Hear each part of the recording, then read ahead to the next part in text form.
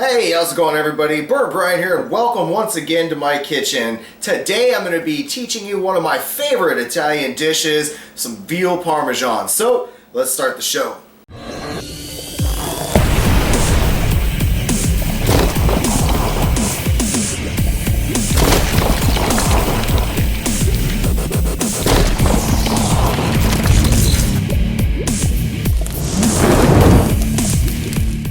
So if this is your first time to my channel or you just don't know a whole lot about me, basically I spent the last 13 years of my life working in Italian restaurants, and Italian cuisine has pretty much grown to become one of my favorite types of food. It's just fun, it's easy, the whole history and culture behind Italian cuisine is really fascinating to me. It's all about family and love and you know, it's really easy to cook a lot of these dishes, like famous staple Italian meals.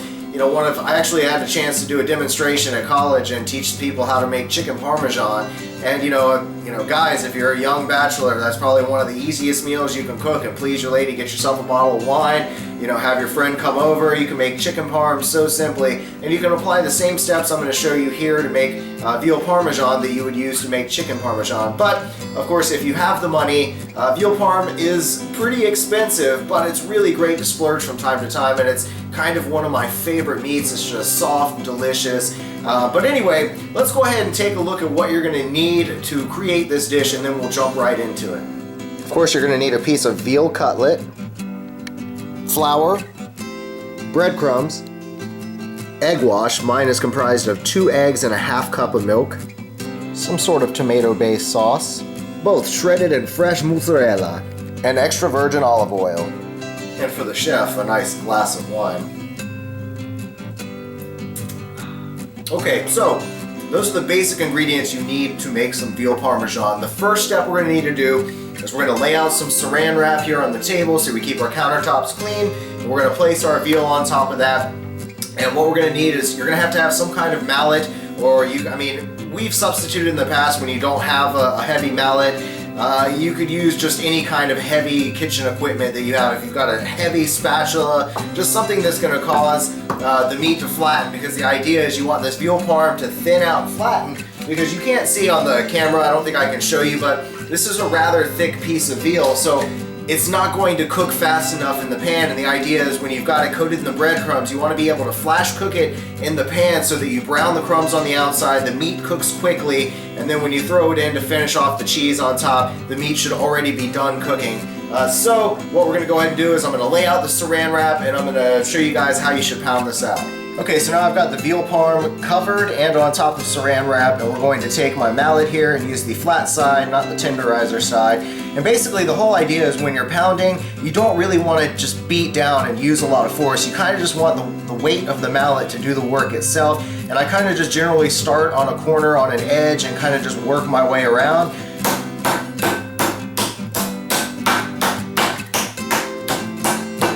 Again, not hitting really hard, just letting the mallet do the work itself. Alright, there you go. As you'll see, the meat has almost doubled in size.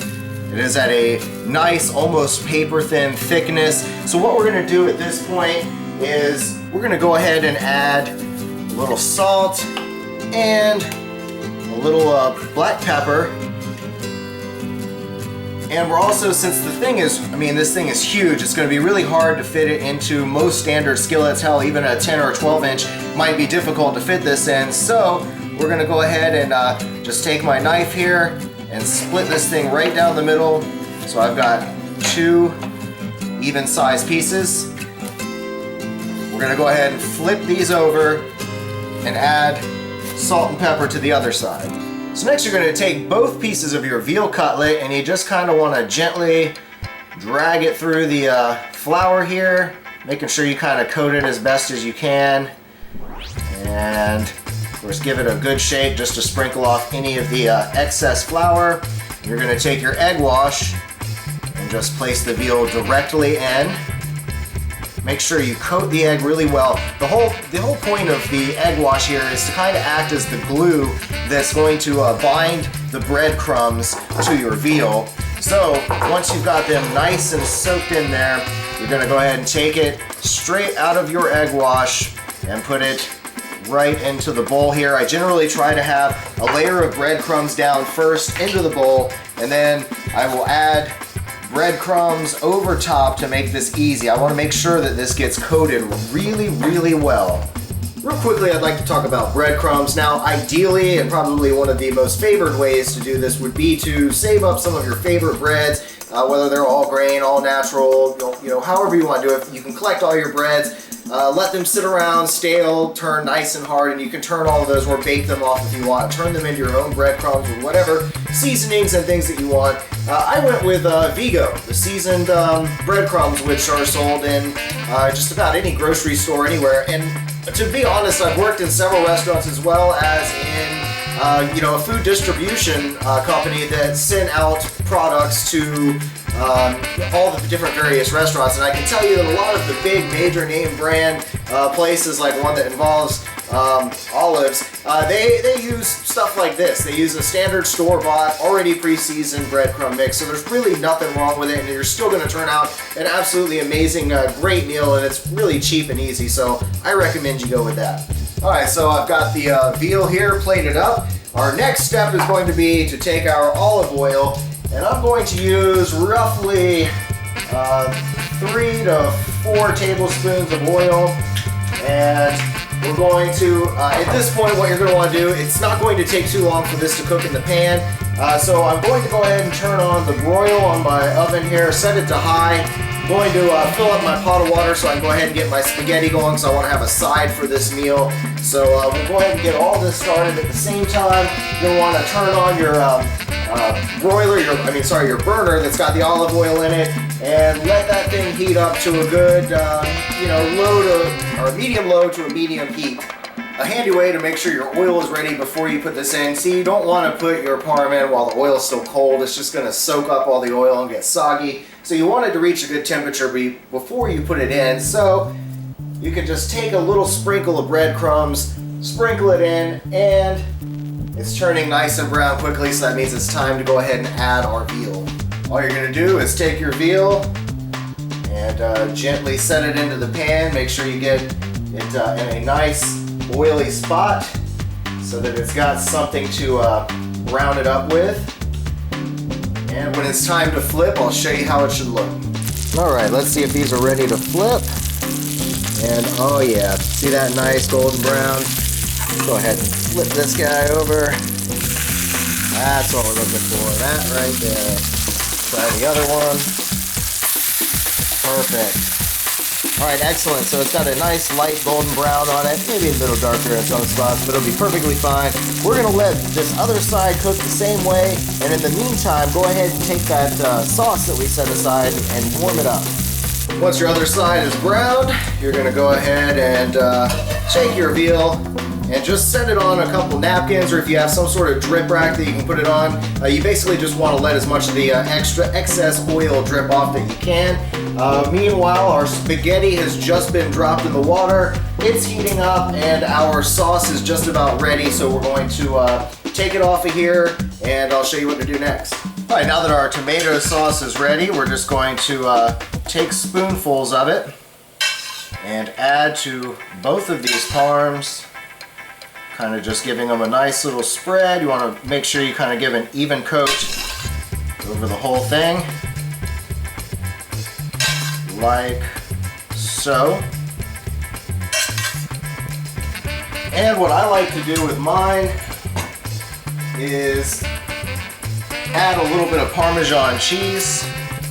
Next, you're going to take your shredded mozzarella. And what I like to do, again, this isn't something that you absolutely have to do, but I like to take pieces of fresh mozzarella. It's just got such a great flavor, soft, it melts out really well, extra cheesy, extra good. Alright, so your oven rack doesn't need to be all the way up to the highest point, but you do want it to be at least, I put mine down at the 3rd level down from right underneath the broiler, because you want it to be really hot so that it's just going to melt this cheese really fast. So, all you're going to do, put this in your oven right under the broiler, and we're going to let it sit for a couple minutes, keeping an eye on it, making sure it doesn't overcook. Now with the parm under the broiler, my spaghetti is just about ready to pull off, so I'm going to go ahead and add in some spaghetti sauce to a pan. I'm just going with a cheap basic spaghetti sauce because it's quick and easy, and if you're someone who's living on a budget, you don't know how to cook very well, whatever, I'm kind of showing you this for an amateur, so this is an easy meal you can whip up. When I take a generic sauce like that, I always like to add a little bit of extra basil. Sometimes I'll use a little cayenne red pepper in mine, and occasionally I like to add extra garlic powder to it to kind of give it a garlicky flavor. But today I'm going to be using some of Torchbearer Sauce's Oh My Garlic, and we're just going to add just a little bit of that, maybe 2 tablespoons or so. I'm going to let this heat up, going to dump our spaghetti out, and then pull our veal parm out of the oven. After a while, you get pretty good with your timing in the kitchen, where everything flows out perfectly just in the time you want it. So, I have just plated up this beautiful veal parm. I've got my spaghetti tossed here, and we're going to add a little extra Parmesan to that. I'm gonna go ahead and plate this up, give you a nice close-up, show you what this looks like, and then we'll give it a taste.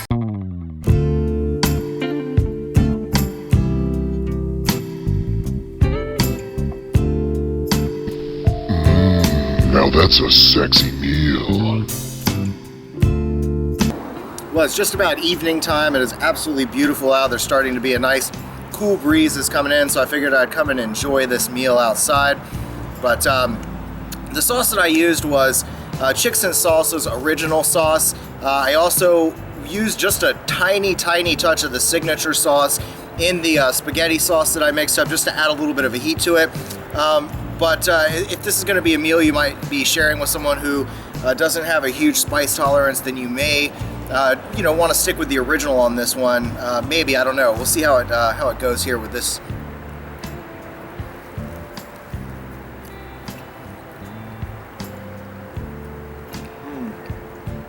Wow,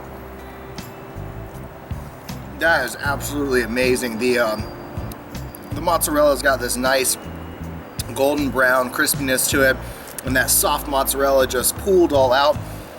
This sauce, the Chickson Salsa original sauce, is perfect for this veal parm. I mean, it's got this great tomato flavors with some garlic that comes through, and the heat on it again is just a very nice, mild, beautiful tingle. So just an all-around great flavor. I mean, this is again an absolutely amazing meal if you really want to impress a loved one, somebody in your life.